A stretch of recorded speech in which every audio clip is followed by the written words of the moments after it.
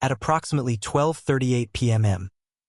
on April 1, 1984, inside a modest family home on a quiet residential street in Los Angeles, California, just one day before his 45th birthday, Marvin Gaye Jr.,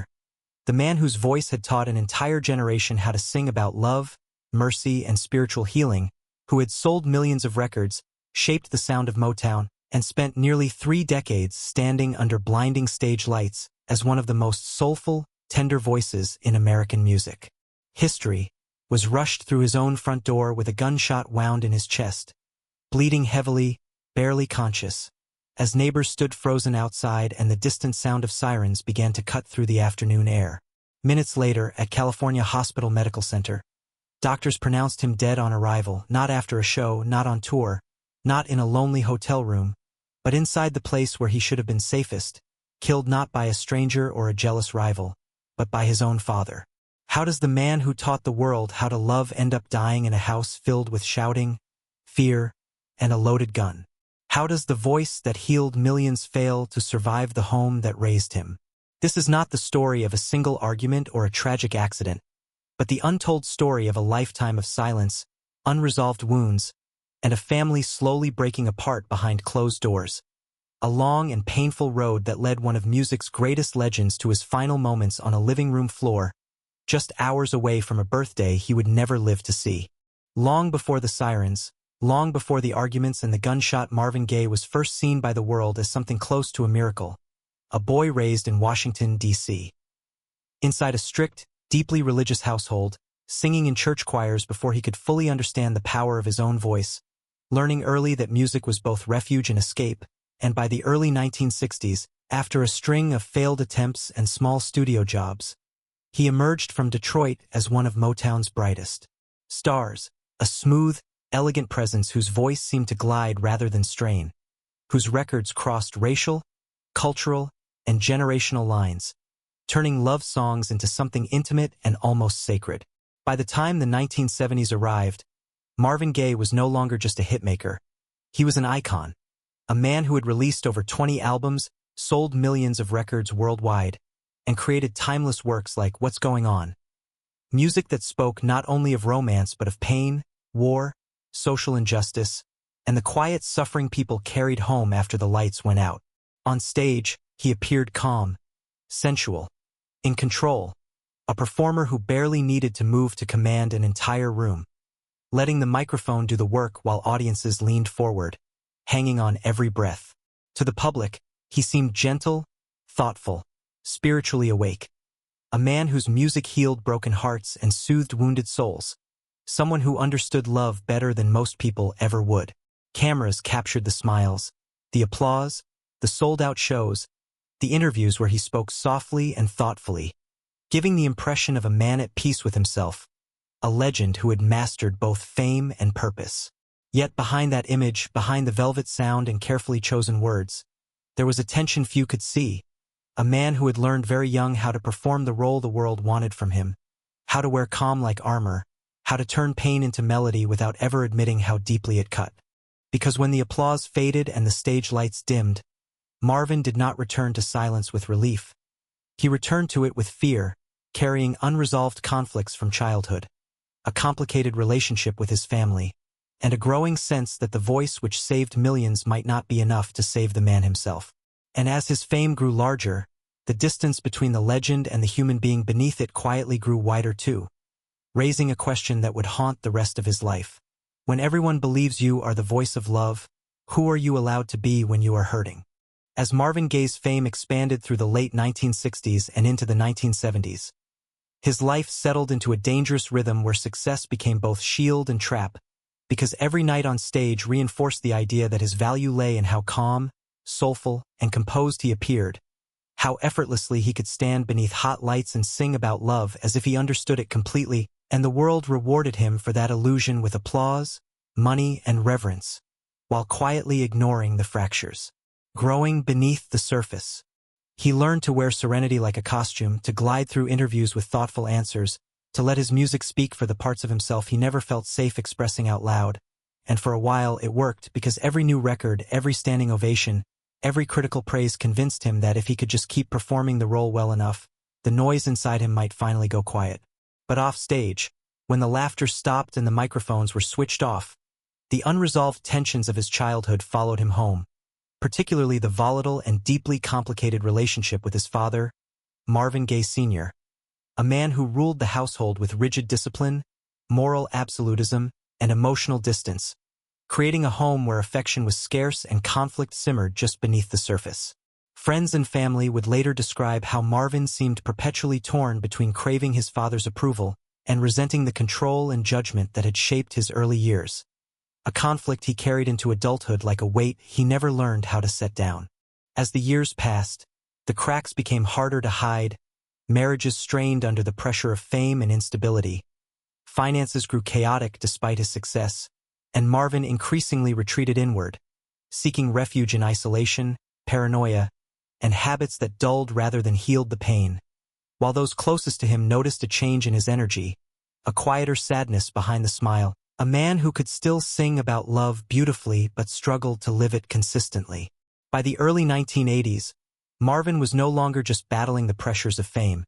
He was confronting the cumulative damage of decades spent suppressing anger, fear, and vulnerability. And nowhere did those tensions manifest more violently than inside the family home he had returned to in Los Angeles, a house that became a pressure cooker of unresolved grievances, financial disputes, and emotional exhaustion. Arguments between his parents grew more frequent and intense, often revolving around money, paperwork, and control, while Marvin found himself caught in the middle, emotionally drained yet unable to detach, stepping into the role of mediator even as his own mental state grew increasingly fragile. In the days leading up to April 1, 1984, the atmosphere inside the house was heavy, filled with raised voices, slammed doors, and long stretches of silence that felt more threatening than the shouting. And those who knew Marvin sensed he was on edge, exhausted, and running out of emotional defenses. On the morning of April 1st, a dispute erupted over misplaced insurance documents, a seemingly trivial issue that ignited years of accumulated resentment. And as the argument escalated, Marvin intervened, stepping between his parents in an attempt to protect his mother and de-escalate the situation. A role he had played too many times before, but this time, something was different. Voices grew louder, tempers flared, and in a moment that would redefine his legacy forever, Marvin Gaye Sr. retrieved a handgun he had previously been given for protection, and within seconds, 2 shots were fired, one of them striking Marvin in the chest. The room fell into stunned silence as the reality of what had just happened settled in. The man who had spent his life singing about peace and understanding now lying wounded on the floor of his childhood home, bleeding rapidly, his voice reduced to shallow breaths and whispered words. Emergency services were called, neighbors gathered outside in disbelief, and as Marvin was rushed to California Hospital Medical Center, there was still a fragile hope that he might survive, that somehow, after everything, he would pull through once more. But at 12:38 p.m. Doctors pronounced him dead on arrival, a finality that stunned the world and left behind a question too painful to answer easily. How did a lifetime of unspoken pain, buried conflict, and emotional restraint culminate in a single, irreversible moment? The tragedy was not just the gunshot itself, but the long chain of silence, fear, and unresolved wounds that led to it. A reminder that the most devastating collapses rarely come from nowhere, but from years of pressure building behind closed doors, unnoticed by those applauding from the outside. In the immediate aftermath of Marvin Gaye's death, the shock moved faster than understanding, rippling from the quiet Los Angeles street where the sirens had faded to radio stations, newsrooms, and living rooms around the world, where fans struggled to reconcile the gentle voice they knew with the violence of the headlines. And inside the family itself, grief mixed with disbelief, guilt, and a silence that felt heavier than any public statement could ever address. The legal process that followed offered no sense of closure, only a clinical summary of an unthinkable event, while those closest to Marvin were left to confront the brutal reality that the man who had spent his life trying to mediate conflict had died in the very act of doing so. For the public, his career froze in time. Albums turned into memorials, lyrics took on darker meanings, and songs once associated with romance and hope began to sound like unanswered prayers. But behind the tributes and retrospective praise, the deeper tragedy lingered in what could never be repaired. Marvin's death did not mark a dramatic downfall after years of isolation in the traditional sense, but rather exposed how isolated he had already been long before that morning, how fame had insulated him from help while simultaneously amplifying every unresolved wound. Friends later recalled how, in his final years, Marvin moved through life with a guarded weariness, retreating into routines that felt safe precisely because they demanded nothing, preferring quiet rooms to crowded studios, familiar spaces to new beginnings, and distance to confrontation, as if he sensed that any emotional confrontation might be the one he could not survive. The man who once filled arenas with sound now seemed more comfortable with silence, spending hours alone, replaying old recordings, watching footage of himself from another era,